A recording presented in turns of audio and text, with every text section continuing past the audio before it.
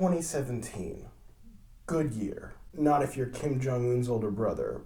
But for movies, damn fine year. Shape of Water, Get Out, I, Tonya, The Greatest Showman, and Logan all came out in 2017. And I didn't just skim the Wikipedia article for the 90th Academy Awards to get you that fine information. But there is one movie that came out in 2017 that probably missed most people's top 10 lists. But it is a movie that action junkies like myself took notice of. And I can't help but revisit it every now and then. The film is called Atomic Blonde. And let me tell you, it is the shit. So I'm basically just going to be gushing about this movie for the next however many minutes and explaining why it deserves, nay, needs a sequel. If you come to this video and are just wanting some sort of takedown of this movie because, I don't know, you don't like ass-kicking women leading an action movie, or you prefer jump cuts to wide, unbroken takes of beautiful choreography, if that's what you are into, please like and subscribe and throw a comment down there, you know? Build up my algorithm. I don't care. Get eyes on these videos. I did that stuff in the opening. I'm learning. Let's go. Atomic Blonde was directed by David Leitch, who co-directed the first John Wick film and would go on to give Deadpool enhanced action set pieces that expanded the scale of the world in Deadpool 2.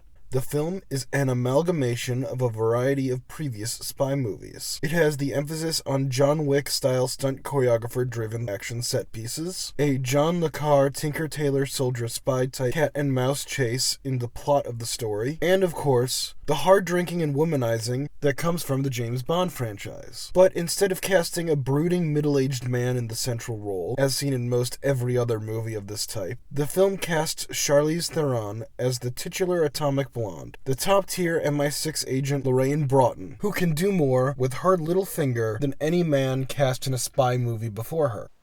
That's because you know what She can do with her little finger.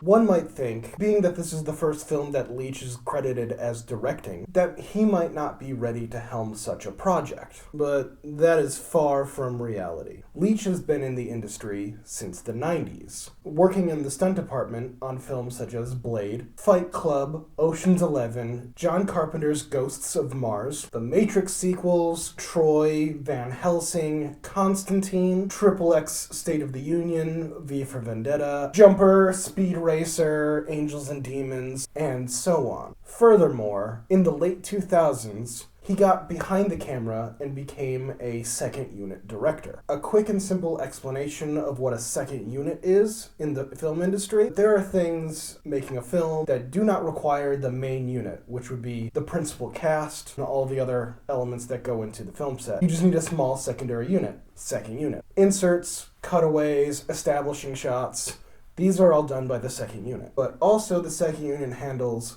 specialized type shots, which would be used for stunt choreographers to do their work. For Leitch, one can safely assume that his second unit work was exclusively doing the action set pieces for films, such as In Time, The Wolverine, Jurassic World, and Captain America: Civil War. This extensive knowledge of stunt work and his time behind the camera working with the stunt performers allows him to pack as much of a punch with his directorial debut as Atomic Blonde does. The movie is set on the eve of the fall of the Berlin Wall, but it makes clear that that's not what this story is about. The film is about the spies on both sides trying to settle their final affairs in Berlin before all hell breaks loose. Lorraine is sent in to find microfilm that has a list of every agent active in Berlin on the KGB and on the Allies' side, in the hands of Spyglass, a Stasi officer who's trying to defect to the West, before it was handed to Gascoigne,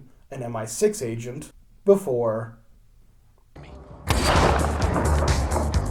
As she leaves, she's given information that there is a double agent well in the ranks of the MI6 who has been handing information to the KGB, codenamed Satchel. So the stage is set. We've got our hero who is about to jump into this powder keg of a cat and mouse chase in order to get vital information before the other side gets it. And oh yeah, Trust no one. Before we get into the particulars, let's talk cast, because they're brilliant. Charlize Theron is a force to be reckoned with as Lorraine Broughton, and the work she did to prepare so that she could perform as much of the stunt choreography as she possibly could is apparent on the screen. We all talk about how badass it is when somebody releases a video of Keanu going through these weapons obstacle courses, or when Oscar Isaac drops that MMA video of him preparing for Moon Knight. But hell, we need to respect the shit out of the craft that Charlize Theron is bringing to this role. And her performance is not just in the action sequences. It's in the acting. She brings this air of mystery to the performance in every look, in every half-truth, and compels the audience to want to know more about this character every moment she's on screen. She keeps everyone at an arm's length. Before it was fashionable. And the one moment in the film where she breaks her facade, lets her actual personality show through. It's not a moment where she's actually connecting with somebody else. It's a moment where she figures out her own tell and decides that she's gonna make sure that she never does it again. Opposite her, you've got MI6 Station Chief David Percival, played by James McAvoy, whose on-set accident during the filming of the movie Split becomes a clever plot point, what with his cast. Before we meet him, the audience is told he has gone native. And it's clear from the anarchic vibe that he brings to the role that he's a character who's out for number one. While Lorraine is careful in her deceit, Percival wears his duplicitous nature on his sleeve. Whenever he's caught in a lie, he just outright admits it, all the while scheming for further deception. Theron and McAvoy make this movie. The cast is rounded out with a collection of talented actors in smaller but substantial roles that fully expand the world of Cold War espionage on the eve of this apocalyptic and revolutionary event. John Goodman, hello again, plays CIA agent Emmett Kurtzfeld, who has an antagonistic relationship with Lorraine during an interrogation story device. Till Schweiger, Hugo Stieglitz himself, plays the character Watchmaker, a mysterious figure who has his fingers and toes in both sides of the Cold War. Eddie Marsan plays Spyglass, a Stasi defector turned human MacGuffin because he has a photographic memory and knows everyone who is on the list. Sophia Boutella as Delphine Lassalle, a French operative who watches Lorraine from afar, and later, from up close.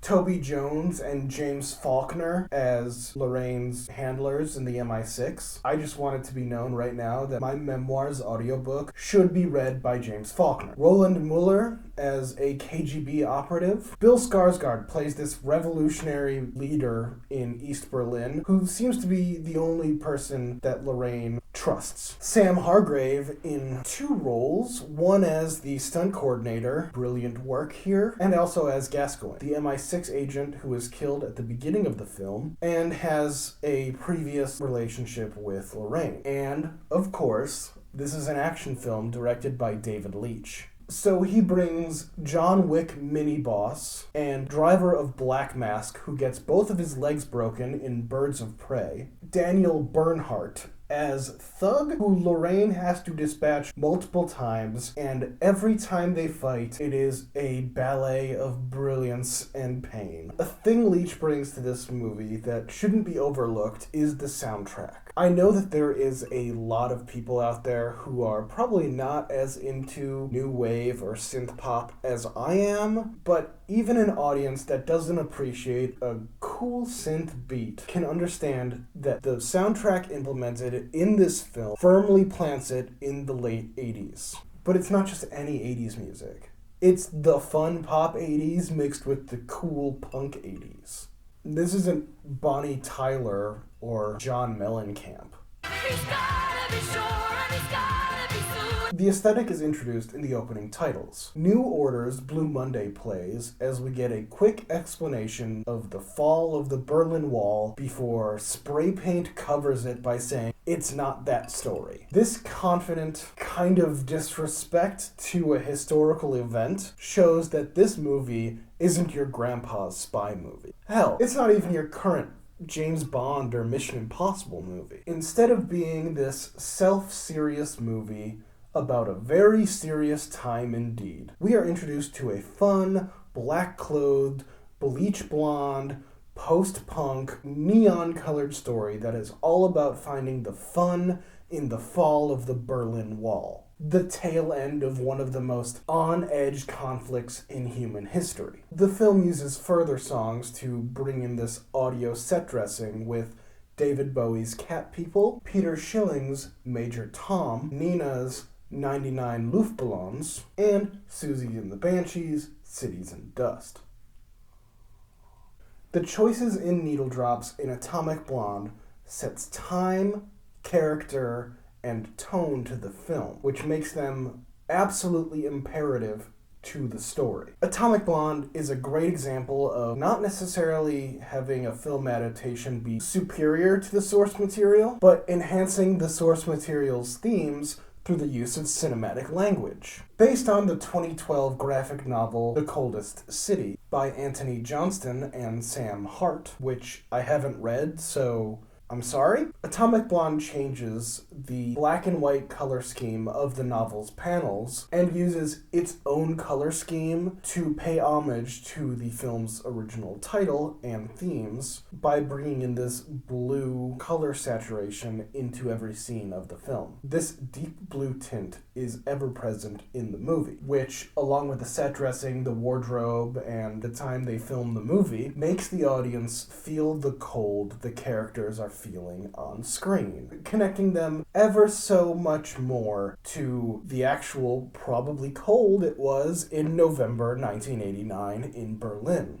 But this is not just an aesthetic choice. It enhances the themes of the film. The film is about isolation, sifting through the half-truths and the blatant lies people tell during this sort of tense experience. What is more isolating than the cold? If you don't believe me that the cold is isolating, fill your socks with ice and dump a bowl of mustard over your head before going on your afternoon stroll. See how many people talk to you then. But for real, the constant chill in your bones when you are outside in the wintertime, especially with the gray clouds that accompany cities with such a cold, makes anyone feel isolated to the world and makes you only feel like you are in this frozen moment. So the added blue tint to this movie drops the temperature ever so slightly in the theater or at home when you're watching the movie, and it makes the audience connect with the world just a little bit more, creating the atmosphere of cold and seclusion. But okay, you've clicked on a video that's about Atomic Blonde, and it's taken about 1,800 words for me to get to what you really want to talk about. The action sequences. And what else can I say but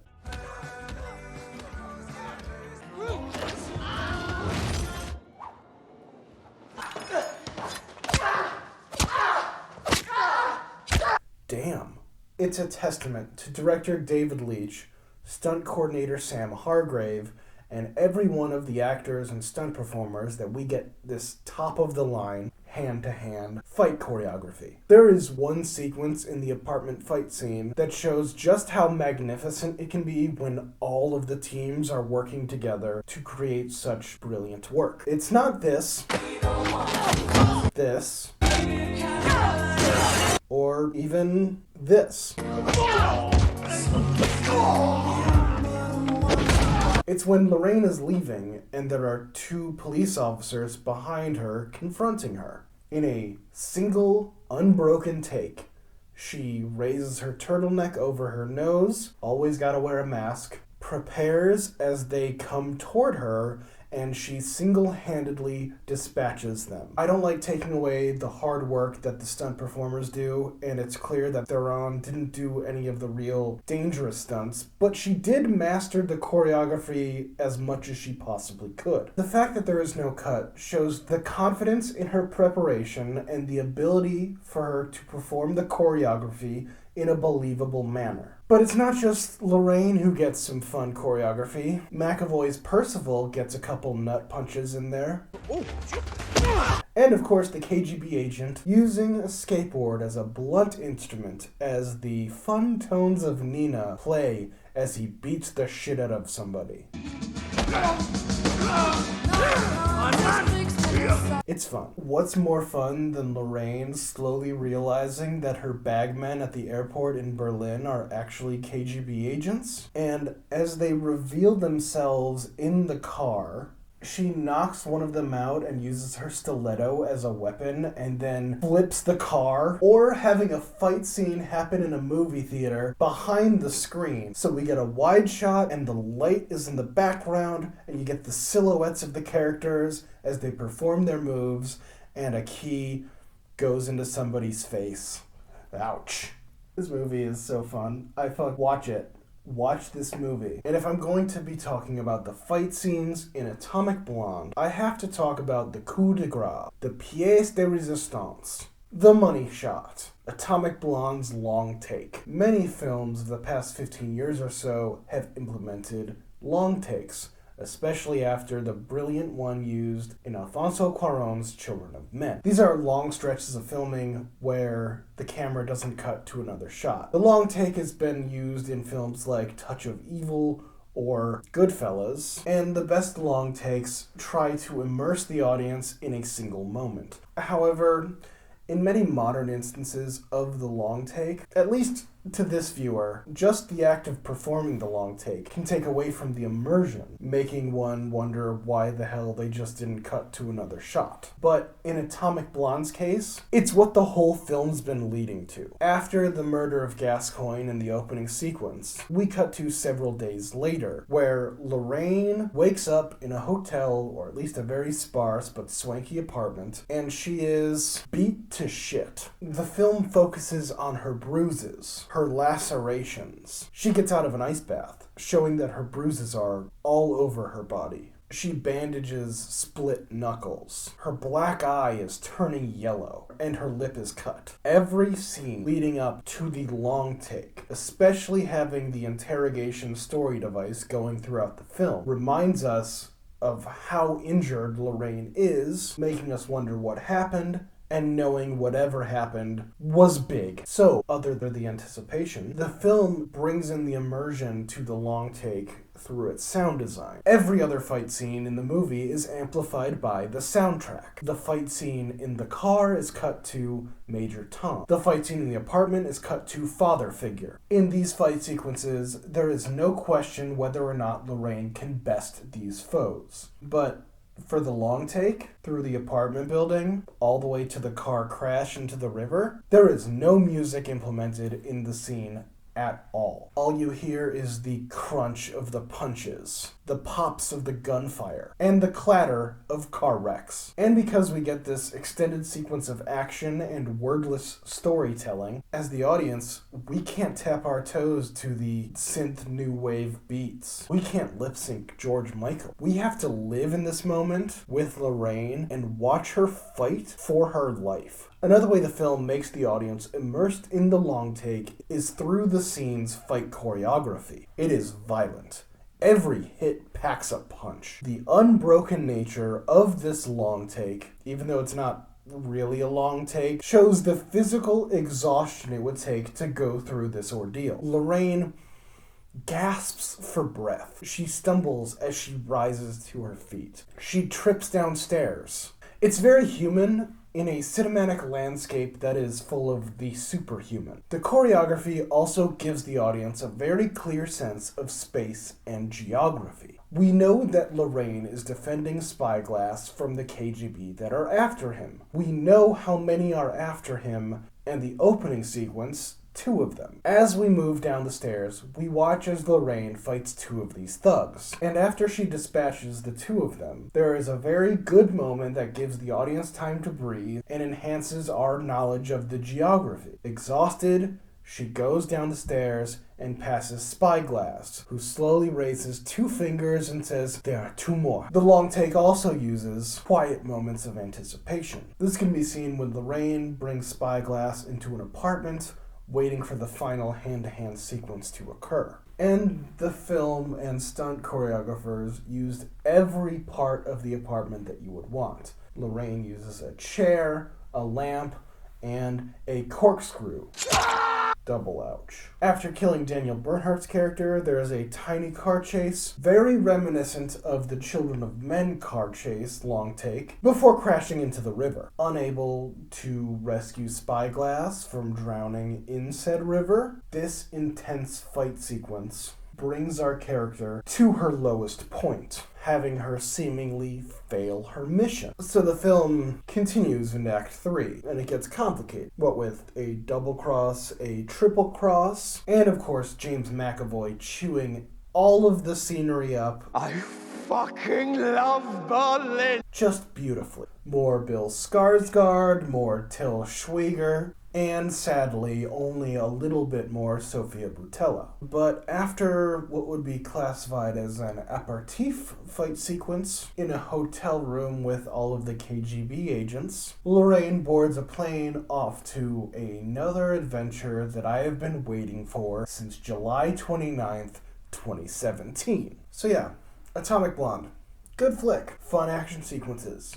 LGBT representation that's not aggressively depressing. What's the thesis of this video? Atomic Blonde kicks all of the ass. Give me more of this new wave, Cold War, bi-woman, ass-kicking Bond. Please. And luckily, this video must have made an impression. The sequel has been in development at Netflix. So, we're working, people. We're making things happen. Like, subscribe, share, please. Thank you for watching.